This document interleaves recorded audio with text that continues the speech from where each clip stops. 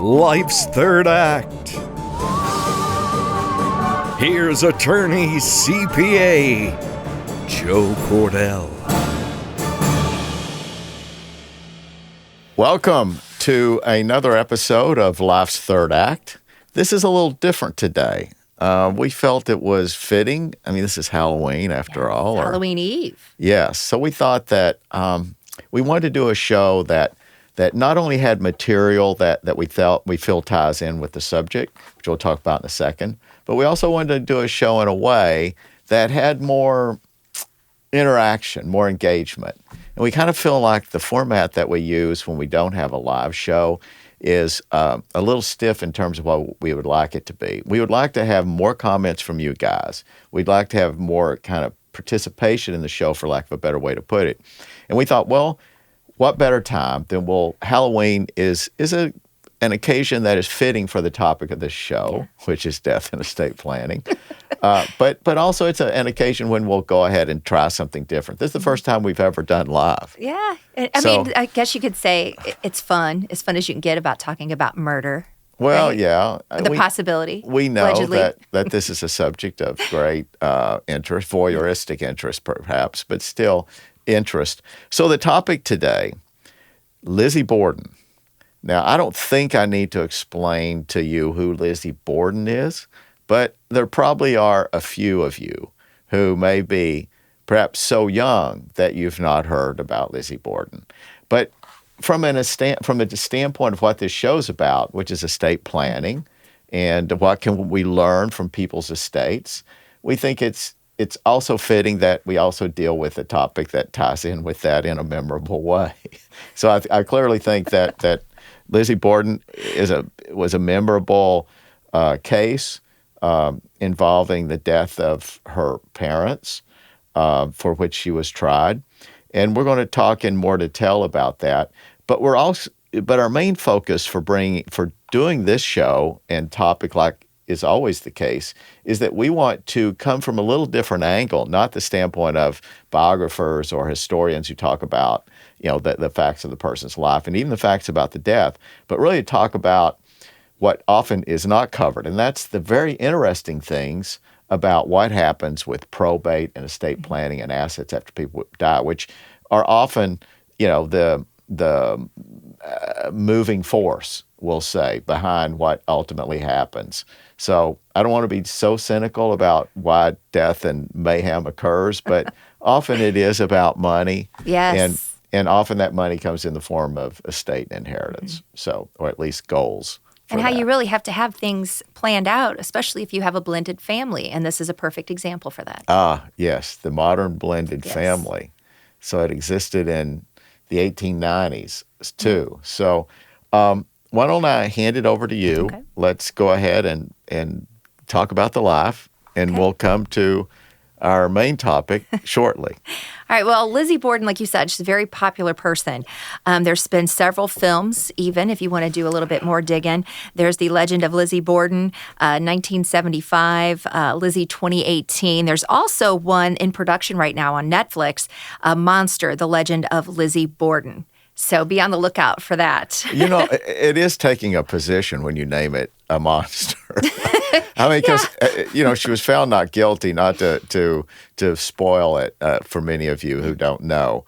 But anyway. There's a lot of wonder. So, but the fact that Netflix would be doing a movie production on this topic, again, a topic that's been done multiple times, tells us that there's this enduring interest in this story. Mm-hmm. Because, a woman is involved, or possibly involved, in a murder back then. They didn't think a woman had it in her to do such a thing. That may have been a factor. I have a feeling, in the acquittal. Yeah. So tell us about Lizzie Borden. So Lizzie was born July 19th, 1860.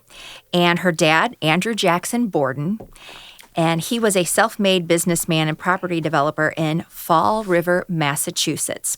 Her mother, Sarah Anthony Morris Borden, she sadly passed away when Lizzie was only 2 years old.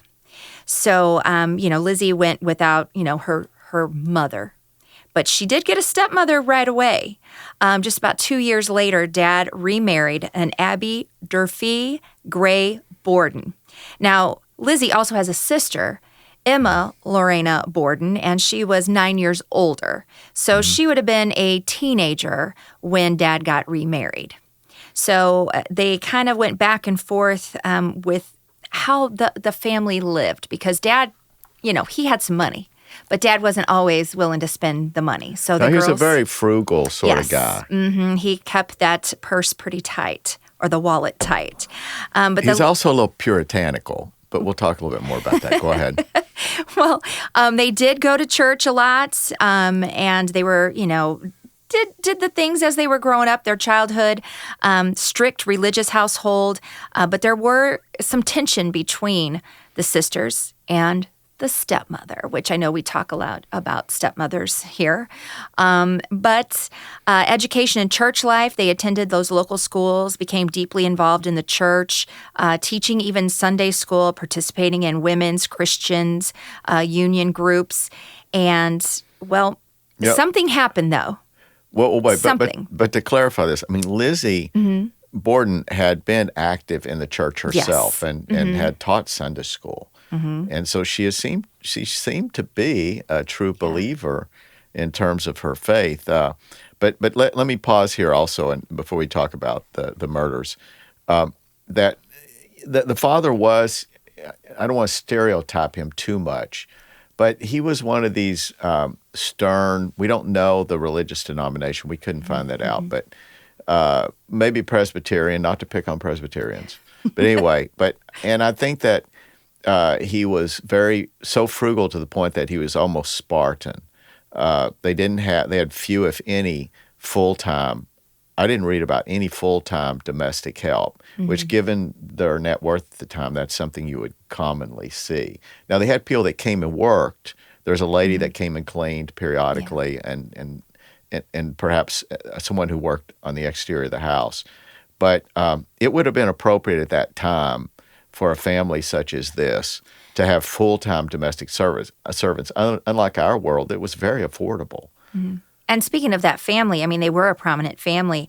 They had Simon Borden. He was an engineer and the surveyor who built Massachusetts' first site map.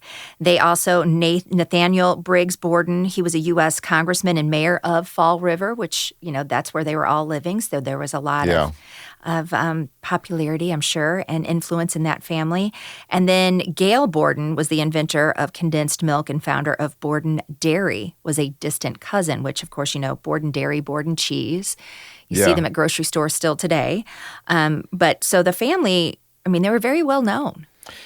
Yeah, and the father, his net worth was around $300,000 at the time, which it's easy for us to lose sight of how much money that is in that day. I think I read somewhere that would be like $10 million today. Yeah, and I even think that's low as a multiple, because you think about what inflation does in terms of cost of living, and so many things change so dramatically. For example, if you were to say that a representative multiple would be what people earned at the time versus now, you'd be way past $10 million. For example, a wage earner at the time might be 50 cents an hour, give or take, and now, 20, depending on if it's union, if it's union, 30. But so we're not talking about so much minimum wage. We're talking about what would be a representative wage. And so today, a representative wage would not be the minimum wage. And so if you did those multiples, you can clearly see you end up more than substantially above $10 million. So it was a big estate is the point. He was considered wealthy at the time. I'm sure one of the wealthiest men in the area. But it sounded like the girls, I guess, growing up, they didn't have the same things as other wealthy girls in the neighborhood did. No, they lived, in this very almost Spartan. Yeah. But it was the philosophy of their father, and it's hard to know what his personality is like. But he's been presented by history as somebody who was aloof and stern, and perhaps disapproving of many of the things that women would have wanted, daughters that age would have wanted to do at that time. I mean, even that's the same with today's daughters, I think. Yeah. Well, not much has changed. You want the high fashion, you want this, you want that, and Dad No. Yeah. So, but that's kind of how the girls were raised, very strict. And from record in 1887, by that time, Abby, Abby, the stepmother, the girls stopped calling her mother. Was it both daughters or was it At Lizzie? least Lizzie. Yeah, because I'd read that Lizzie did, and I think there was a difference between these two daughters in the way that they regarded their stepmom. Well, they were such different ages when they Exactly. had a stepmother. You've got That's a a good 4-year-old and like a 13-year-old. So Yeah, that's a very good point, and because it seems that Lizzie had more of the conflict. She And was a something, baby. not jumping too far ahead, but the fact that after this murder trial and the acquittal of Lizzie, that her sister and she became estranged after that. It's almost as if the sister wasn't willing to abandon her during the trial, because she was her sister. Yeah. And so she kept quiet. But then as soon as the trial's over and she's acquitted, it's like they go in two different directions. They never live together again. You wonder Yeah, what you happened just there. yeah, and the sister probably having the family loyalties that she had. No one knows of her sister ever saying. I couldn't find anything where her sister had later given an interview and said that she thought that. And by her sister, we're talking about Emma. So Emma there's no evidence she gave an interview in which she accused Lizzie of murder. So And both sisters, neither one married. yeah, and neither had kids. So it's just an interesting scenario, the whole family. So continue on. So do we come to the murder at this stage? Well, just about. We have the pigeon incident. So Lizzie apparently was very upset with her father because she had pet pigeons. And I guess maybe he tired of them and he ended up killing these pigeons. And some think that that could have been a point that really upset her, and a hatchet was used. Yeah. That's a bizarre incident. We don't know a lot about it, but it was part of the testimony at the trial. And there was testimony that suggested that Lizzie had some strange incidents in her life, and she seemed to have perhaps some psychological instability. She was much more expressive and would get upset about things. That there were allegations that she had a problem with kleptomania, and in the town where everyone knew how wealthy the family was, and of course they knew that any merchant who had something small that disappeared with Lizzie would be paid.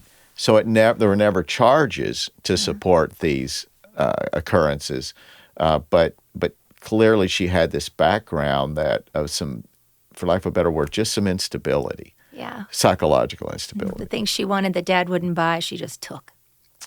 Basically. Well, I don't know about that. And that's the whole idea is it because she just took it, or more likely, she just had psychiatric issues and she lived in a day where it wouldn't have been easily diagnosed. But also, not speaking entirely chronologically here, but wanting to emphasize creating this picture correctly, she didn't come apart in the rest of her life. So, it is interesting, and it does suggest something closer to the sort of coldly rational premeditation, because you would expect if there were serious psychiatric problems, it would have appeared during the rest of her life. And the rest of her life appeared to be pretty stable. She managed her money very effectively, et cetera. So this is all said to give you a fuller picture of Lizzie Borden going into this trial. So, well, she was very calm. She was very calm, like you're saying, like during the trial, even during as the investigators were there at the house. So what had happened, August 4th, 1892, Andrew and Abby Borden, they were found brutally killed with a hatchet in their home. Now, at the time, Lizzie was still living with Mom and Dad. At the age of 32, she claimed that she was in the barn when these murders happened. And I believe one of the other stories that I had read about her was that she had gone to a neighbor's house to say, my dad's been murdered. This is after she found them. After she found them. I couldn't find where Emma was. Yeah, I never found that out either, where sister was. But apparently she was clearly had an alibi. Perhaps she was Yes. out of town. Perhaps she was in town and not at the house. Yeah, I think they even had a family member, a distant relative visiting, but they were even out of the house at the time that all that went down. Okay, so the only person that was on the property at the time, it seems, other than the killers, Yeah. whether or not that included Lizzie. So her position was she was in the barn. Yes, in the barn. And, well, it took a while. They did a lot of investigations. They figured out that the stepmother was upstairs in the bedroom. That's where they found her. And her body was already cold. Now, when they found Dad, he was on a couch in the downstairs, in the main floor. And he was still, I believe, warm. Well, there was a difference in body temperature. Yes. And this is important. We'll talk about in a second. But they were trying to determine order of death and how did this crime take place. And the consensus was, though not unanimous, but the consensus was that Lizzie went upstairs, killed the stepmother, and then came down and killed her dad. And I guess it was sufficiently far apart that it couldn't have been just 2 minutes apart, 3 minutes apart, 5 minutes apart, which you could easily imagine happens upstairs, runs downstairs, kills the dad. Apparently there was enough of a lapse in time to create this difference in how stiff, rigor mortis, whatever, had how stiff the bodies were, in addition to the body temperatures. Yes. So, and, this is primitive. This is at a time when, we don't have forensic science. Way before CSI. Yeah, right. It's not that. But it was evident to the expert, I guess the examiner, that is who they call this person at the time, who did the physical and who did the autopsy, et cetera. And his determination was that clearly the stepmom died first. So if it happened in that order, that's going to have some consequences for what occurred later. But also occurring in that order, the prosecution, interpreted this to mean that the main conflict was with stepmom, and that because stepmom died, she had to go down and kill stepdad or still kill dad. But then there was another motive for which there was testimony, and that's that there had been talk about their dad, Andrew, deciding that he wants to prepare a will. There wasn't a will in place, and his wife had suggested reasonably that he prepare a will. And they both were older, and this is at a time when you don't live to extended ages. And so it seemed like it was something that was going to happen soon. He had a lawyer. There had been discussions. And so the prosecution's case hinged in part on just a calculating decision that if action wasn't taken and dad died first, that mom would inherit, the stepmom, the evil stepmom, would inherit a substantial part of the estate, and maybe all of the estate. Remember, by will, with adult children, there's no obligation to provide for their support. Yeah, and like you said, at this time, Lizzie's 32. She's an adult. Yeah. So there was something at risk, and especially if Andrew, the father, was unhappy with this daughter, if not both daughters, this daughter. So it could have been that Lizzie foresaw that one way or another, she may be cut out of inheritance. That, remember, she's living on her dad's money at this point, and for that supply to be cut off would be devastating for her. So that painted a picture where the prosecutor felt that there was a basis to go forward. But from a forensic standpoint, it was shaky from the outset, meaning that there was no murder weapon that was ever actually found, which is strange. How could the murder weapon actually disappear? There was a couple things that they thought might have been a murder weapon, but there wasn't confidence by any means that there was that they found what was actually used as a murder weapon. But even more important, there was no connection to her of a murder weapon. You know, today we would look for some evidence on like a rifle that was used in a shooting. They'd look for evidence of fingerprints or something. Fingerprints existed, incidentally, forensically at the time as something that actually Edgar Allan Poe in a story actually, many argue, introduced the idea of this, where you could use fingerprints to find a murderer. And this is a little bit apocryphal. I suspect that forensic science would have gotten there. But apparently, you know, after this story, suddenly the idea caught the interest of investigators around the country. It's a side story. Maybe we'll do. Have we done Edgar Allan Poe, Justin? We have not. We have to do Edgar Allan on the Poe. list.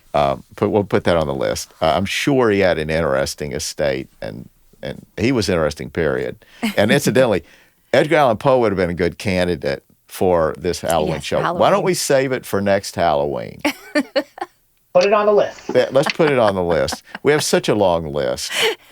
So anyway, in this case, though, the prosecutor felt that there was no evidence of someone else coming in the home, and they just felt that, you know, she has to have done it, and there was some pressure to figure out who committed this horrendous crime. I mean, it just shocked this community of Fall Creek, Massachusetts, that you know they had never had a crime like this. No. Certainly not in recent memory. And with such a prominent family, a well-to-do family, this is happening. So you can imagine there was pressure on the prosecutor. But at the same time, they knew that the case was going to be difficult from day one. The best thing they had was that in the preliminary interviews, there were some inconsistencies in her testimony. We don't know exactly what those are, and I've not read the entire transcript of the trial. So I think those of you who have an interest, you can pull up the transcript. It's accessible. And I think that she... That maybe there was some issues with her timing when she came in the house, when she went to the barn, but that changed a little bit in the preliminary interviews because they didn't charge her until a week after the crime. So when the crime occurred in, what was it? In August? 1892, on August 11th. Yeah, in August. So She was arrested. So she was charged, you know, a week or so later, and you can tell that the prosecution didn't rush blindly into it, but they did form an opinion over a pretty short period of time that she was the only possible explanation, and so they felt, so it must be her. She was emotionless, too. There was not a lot of feeling. I mean, you just lost your father and your stepmother. Even if you didn't like her, you would think she would at least felt something for her dad. No, her personality was that she wasn't that expressive and emotional anyway, but apparently she testified well. Meaning, even though I'm sure it lacked the emotion, but still it seemed credible. Now, keep in mind, this is a jury of men. Yes, because they didn't really think you a woman could do such a thing. At the time. And so some think that the men tended to stereotype her in her nice voice, and you know, in her demeanor was appropriate. There's nothing inappropriate about her testimony, apparently.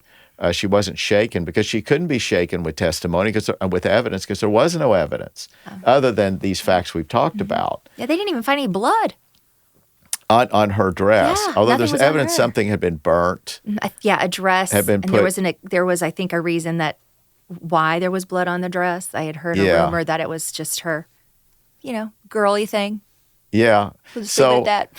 Unfortunately, those of you who really want to get into the details of this from a forensic standpoint, this is not the show. and so we've not studied this as much as I know there's great material out there. But we do want to dwell on this topic long enough to be able to talk about what happens thereafter in a more illuminated way. So the trial lasted about 2 weeks, or at least the judgment came 2 weeks later, and I assume that the judgment of not guilty came shortly after that they concluded. So it was a couple of weeks after the trial. The trial started in June and ended in June. So it was 2 weeks, I think. Yeah, June 5th. She was acquitted June 20th. So it's interesting. This trial, came along fairly quickly. August, the crime occurs. You have the trial in June. Months later. Yeah. So I think that I think that this is a case where there was pressure to bring it, and yes, history has judged Lizzie as being the one who did this murder. By implication on this show today, we're suggesting that we think that's the case too. But really, I can tell you as a lawyer, and I think you as a citizen, given the facts as we just kind of summarize them, it is appropriate that there's the risk that somebody who committed the crime goes free than to have the possibility that someone who's innocent is, there's the death penalty. Yeah. And women were executed as early as, in the assassination attempt on Lincoln. There was a lady, it was controversial at the time, and she was hung. So when female murderers were hung, it didn't happen a lot. But I suspect under Massachusetts law at the time, there's a good chance that would have been what would have happened. And I think that the men struggle with that. But even putting aside those gender-related things, I think that, the standard beyond a reasonable doubt, that standard calls for, think about it, not eliminating all possibility of guilt, but we'll assign a number to it. Call it 97% confidence. Call it even 90. Some would say 95% is too low if we were looking for a number of confidence. This is a statistical phenomenon we use in all sorts of things, levels of confidence. It's actually a technical term. And it's used in making all sorts of decisions all around us where you assign a number value. And if you can't get above a confidence level of, say, 95% on some things, you do or don't do it, depending on what the issue is. And you don't hear this. I've never read about a percentage being assigned to this standard of beyond a reasonable doubt because I guess they think that it's so squishy that they don't want to introduce that as a standard for judging people in court and juries having to deal with that sort of statistical analysis. I get it. But for purposes of thinking about this case, let's think about what should that percentage be? 95% seems low if you think about it. You may think, well, yeah, but 95% means that there's a very, very good chance they did it. But it means 1 out of 20 people would be wrongfully convicted. Yeah. 1 out of 20 people. So if you think about what is the standard of confidence that beyond a reasonable doubt should be, especially when somebody's going to be hung, I would argue 95 is too low, 97, 98. So let's call it, for the sake of discussion, 97%. And many of you would say, no, that's too low. It needs to be 99. Yeah. And maybe it should. But if it's 97%, do we believe on the facts that we've just discussed and what I think is fairly fair to the prosecution? Do we think that's enough to send somebody to the gallows? Just given these facts, do we think that gets to 97%? Think of all the things that could have happened. 97%? So my point in dwelling on this is to say that I think that the jury did the right thing, even though they may have been affected by gender and things of the time that wouldn't exist today. I really think it was the right decision. The alternative is to think that she would have hung and been innocent with no witnesses, no forensic evidence, just the fact that she was there, her testimony, she got some things wrong. So that wouldn't have been. Anyway, so let's move from the talking about those facts to now what about the estate? Now, we've already tied it in with the fact that it probably was, if she's guilty, and I do think, let me be clear here, I think it's more likely than not. So if I'm asked, if you give me a standard of how do I bet this on a bet, a gamble of some sort, clearly, Las Vegas odds, these odds makers who look at every factor, definitely the odds would have been in favor of guilt. Yeah. So I want to be clear about that. I could probably get to 75% confidence or more that she did this. So I'm going to assume as we go forward here that she's the murderer. I'm just saying that she shouldn't have been convicted for the murder. So why would she have done this? Well, we gave the reasons that we think it ties in with money. Yeah, money. And throw in for good measure the hatred of this woman. Yes, the stepmom. Yeah, the evil stepmom, we'll say. So when you look at also the discussion about having a estate plan going into place. And you can be sure this is the sort of thing that we find very credible, that there would have been discussion, certainly by Abby, for Abby to be saying to her husband, we need to have, you need to have some estate planning in place. For Abby's future. Because there was only, I think, 6 years between husband and wife. But still, she probably wanted to feel more confident as they aged. So, and I think that's true. So I believe that this man who is a planner, as a matter of fact, what's odd is he didn't have it in place at the time. Mm-hmm. Some have said there was a will at one time and that he later decided that it didn't reflect what he wanted to do and dispensed with it. Well, his daughters probably got old. Well, with age. Now they're adult women. Yeah. They might not need as much as they would if they were little girls still. That's right. And no one found a will. So whatever that will was had been destroyed by him years before. But the wife, certainly Abby, should have been saying to him, you need to get this done. Mm-hmm. And so if we make the assumption that that would have happened by such a planner as this man, this very stolid, responsible, hyper-responsible person, then maybe Lizzie did feel jeopardized. Mm-hmm. And that could have been what spawned it. And also it may be that she felt that maybe this woman was going to unilaterally try to persuade their father to exclude Abby. It might be that she felt that Abby was actively campaigning against her in her father's judgment. And that could be something where she just felt that if she didn't act, that Abby was going to so influence Andrew that Lizzie would have been perhaps excluded for that reason alone. So that would really make a person in today's world, if you're doing your estate planning, maybe don't let your children know about it. I don't know. I think maybe don't talk about it out loud.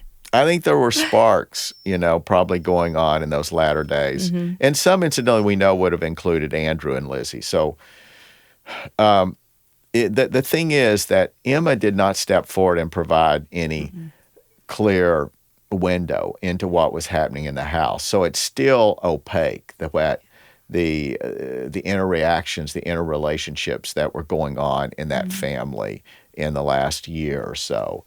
Emma could have sank the boat of her sister. Yeah. I suspect that she knew things that would lend credibility to the charges, but we never saw that come forward. So Emma was predictably and behaving as she did, and maybe even not feeling 100% certain herself.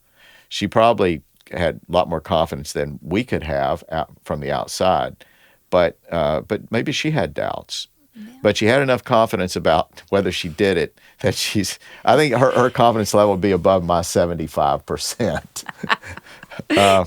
She just kept her mouth shut so she'd get half the inheritance, right? Well, maybe. Actually, if she spoke up, she probably would have gotten more. Well, no, and we'll talk. That's a good transition point. So what happens? There's no will in place. So you have two daughters, the only heirs left to inherit. So at the time, it was pretty straightforward that would be what would happen. Now, the only issue became that no one was sure the order in which these two died. Now, if you think about it, the order of death is an important question. Yes, and that was just up at the Gene Hackman when he passed away. We did. We talked about that issue.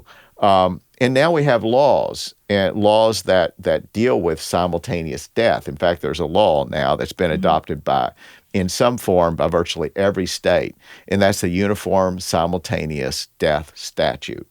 And as the name implies, it's intended to address a very real problem. I mean, what happens when, as regularly does, when you have two people together, for example, a husband and wife, the best example, and they're in a car accident, they both die, or some other calamity occurs, but it's not clear technically who died first. Now, if you think about what is probate based on, well, it's based on when somebody dies, and at the moment of their death, who is alive that should be eligible to take, either by way of intestate succession, meaning no will, or by way of a will.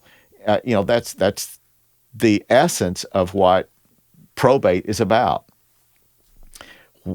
what happens if somebody might have lived, say, 30 minutes longer than, we'll make it easier. We won't make it 2 minutes, although there are those cases.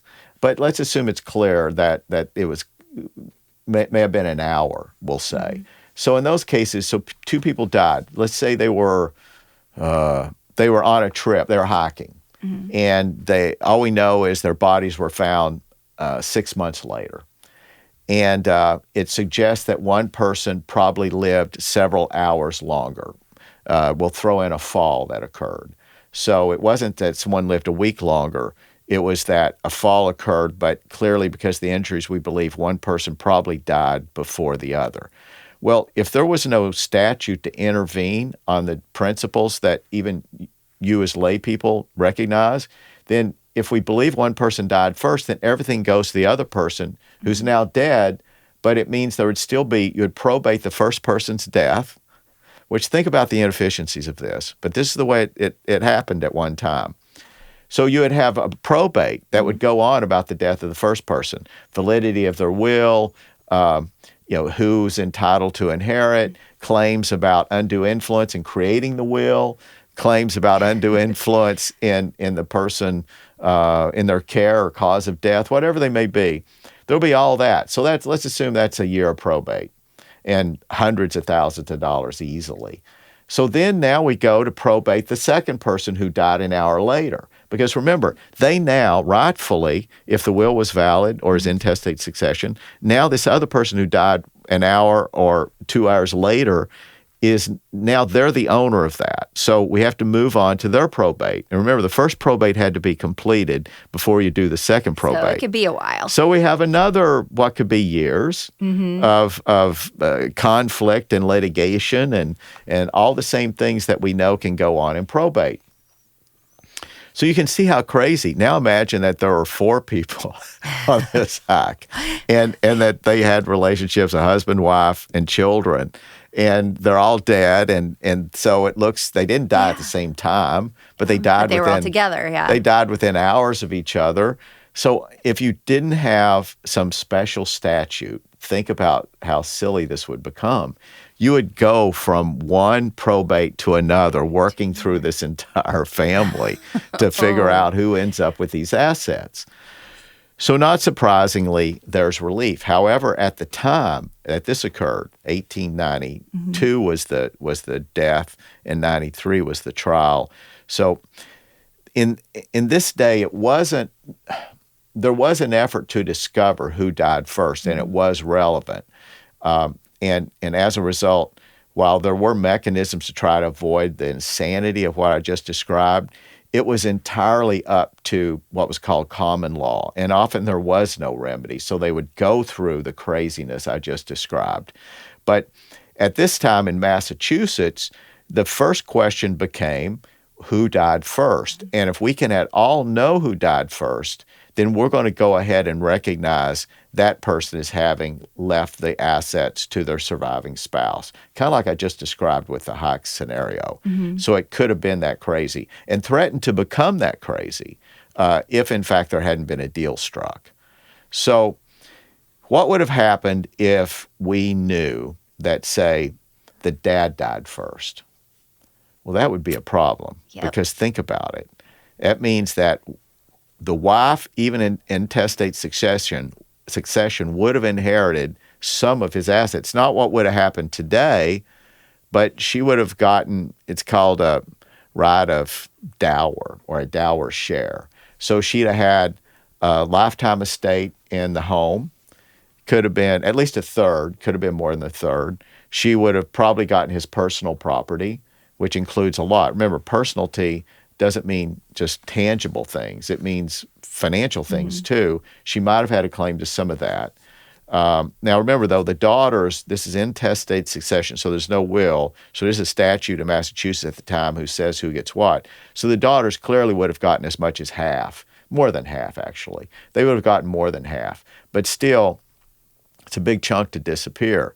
So is it coincidental?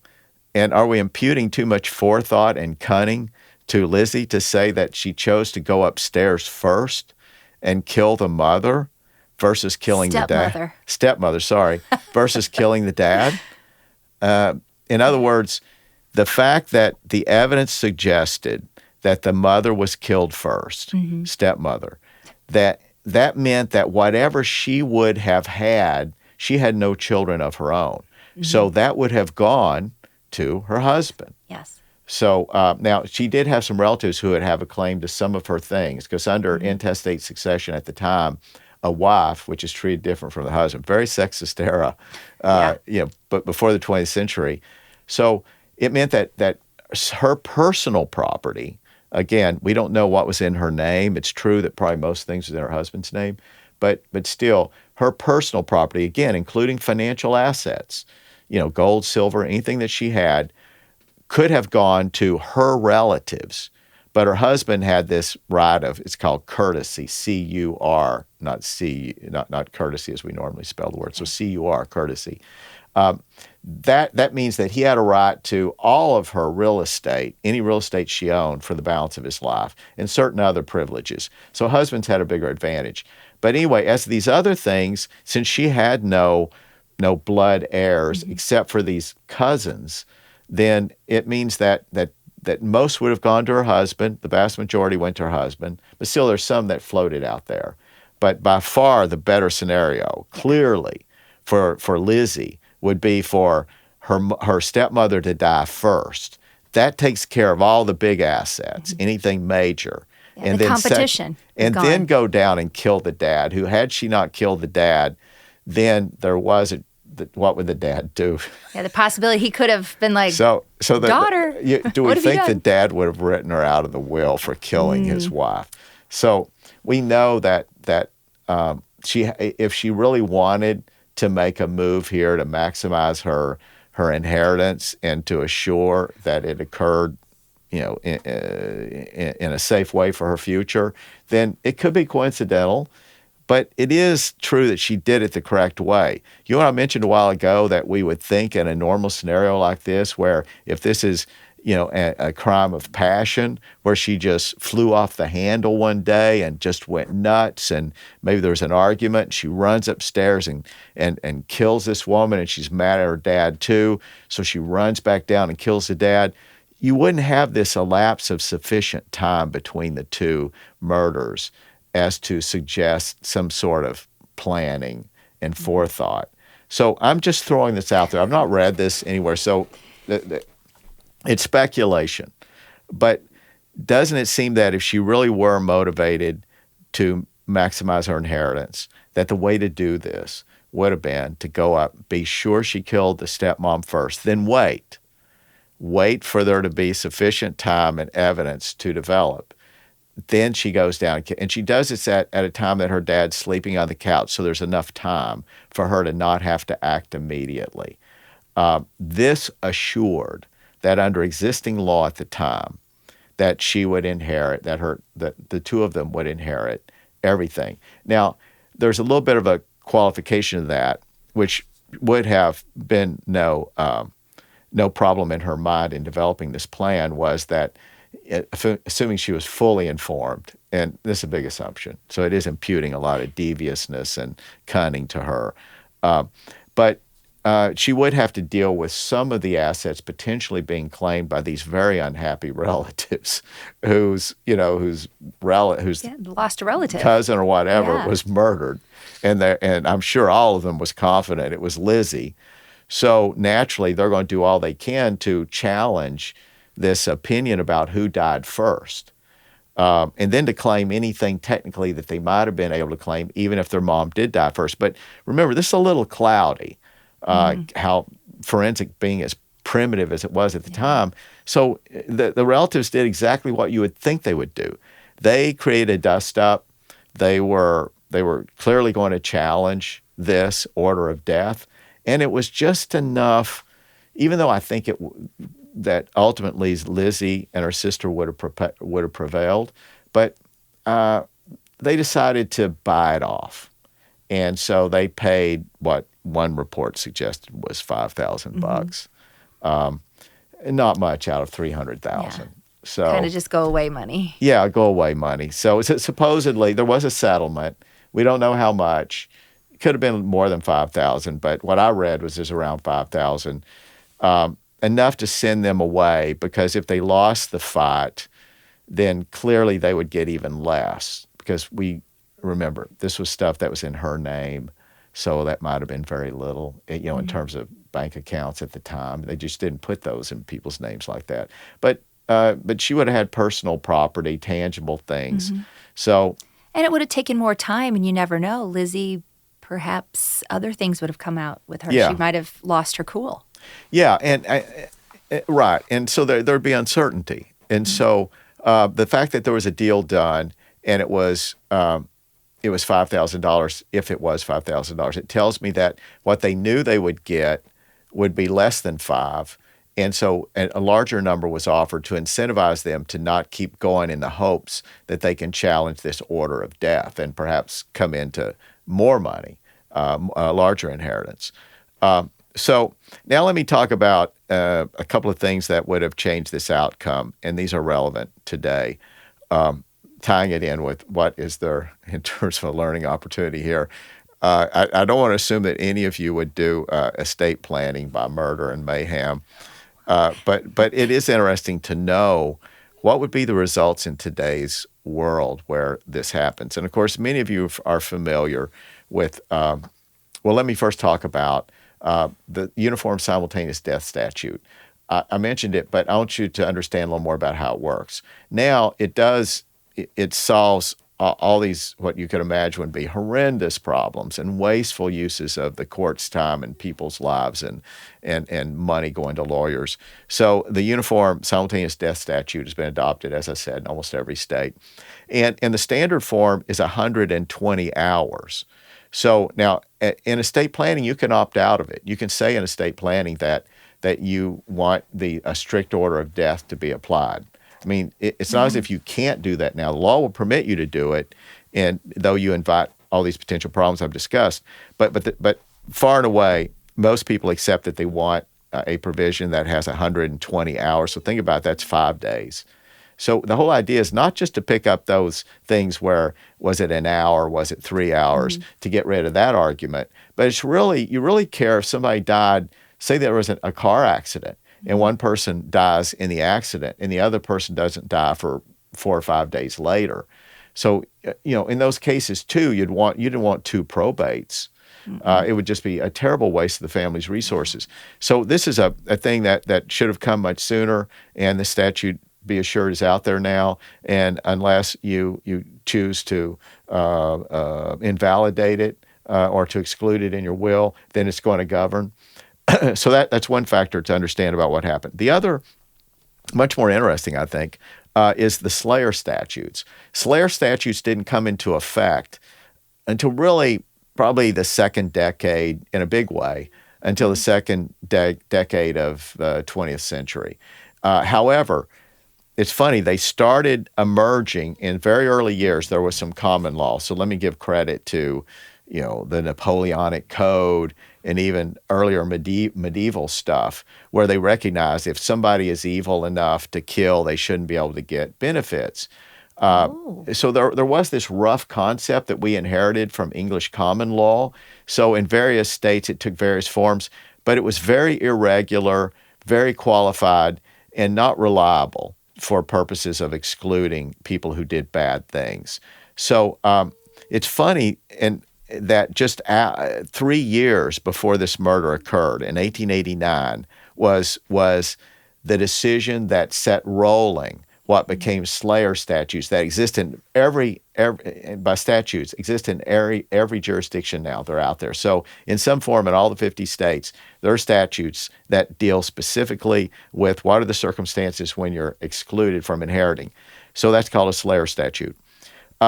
In 1889, in New York, now New York and California, you should know, are far and away the most influential jurisdictions on the law in America, for good or ill. And I would say just as much ill as good, but it just is a fact that a lot of new law that emerges from California or New York. So often in law school, students learn, and judges will make reference to what's happening in these states as bellwethers for what may be coming to your state or to Middle America states.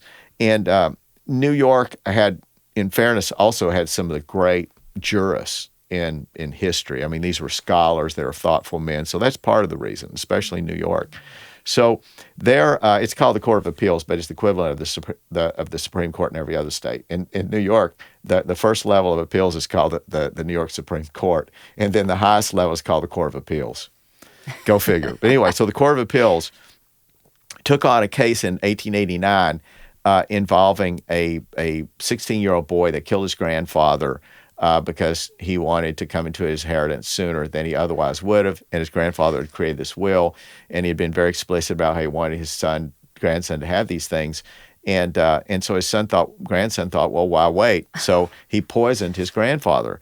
So, but the lower courts had ruled based on the common law at the time in the state of New York, which had concepts relating to, slayer ideas that you don't want to reward this sort of wrongdoing, but the way it existed, it wouldn't apply if there was a will in place in which somebody specifically said that they wanted their son to have these assets, and I don't know whatever the other terms were, but clearly the law as it existed clear in New York up to that time would have, and in fact did, get an order on the lower level courts that this grandson still gets the money.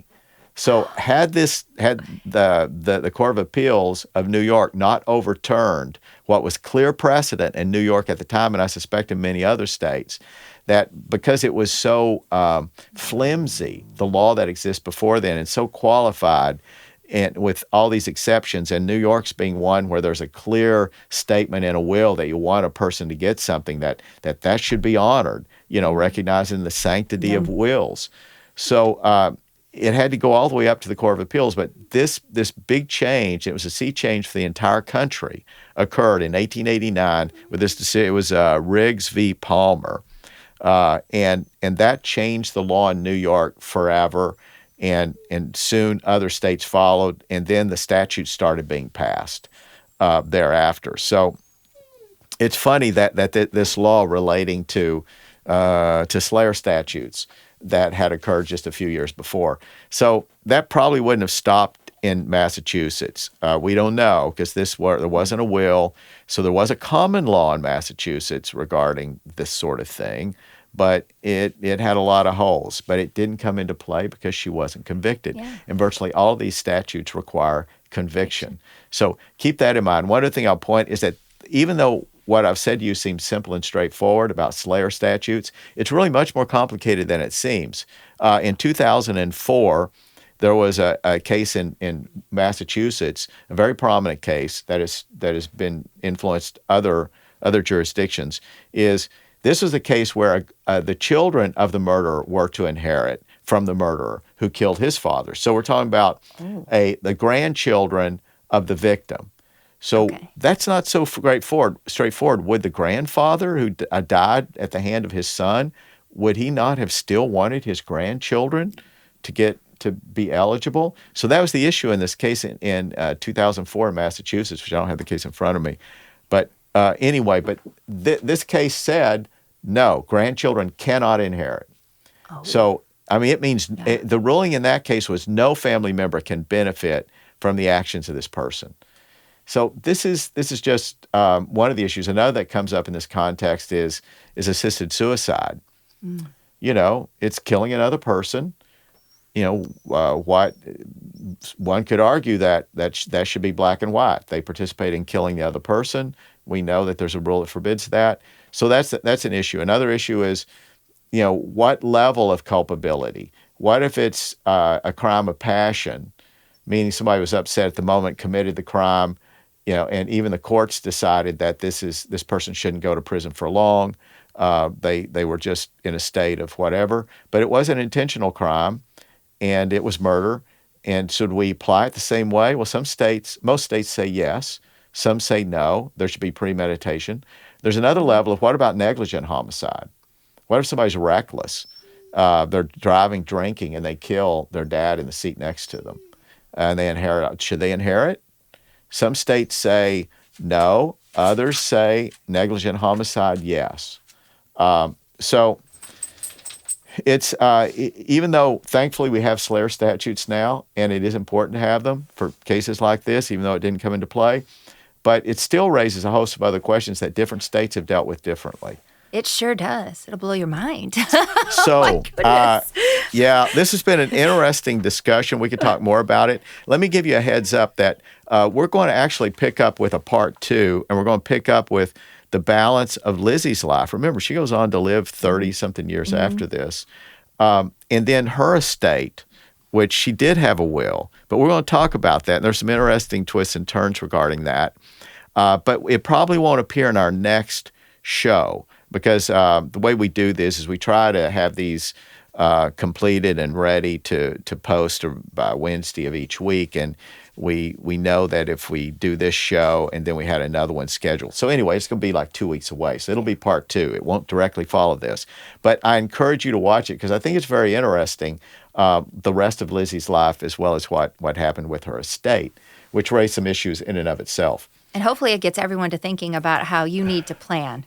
And especially if you have blended families, especially, get it all written down and do the right thing, because it could be, helping your children and anything that could happen to you. Yeah. There's definitely things to learn in this case, but not as direct as usually is the case, so I won't dwell on those. Plus, because we're doing this live, and incidentally, we've really enjoyed it. I hope you like this. Let us know if you like this format. But we didn't want to make this any longer than I notoriously make it anyway. This is all my fault. Justin, I aspired for, 30 minutes? Best laid plans.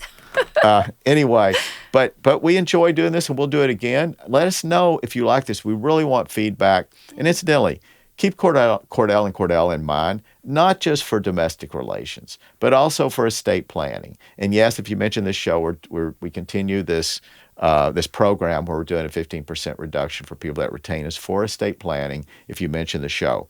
So we would like for this show to generate some income, but whether or not it does, we really enjoy doing the show, so I continue doing it, and I hope you find it beneficial. So this has been another episode of Life's Third Act.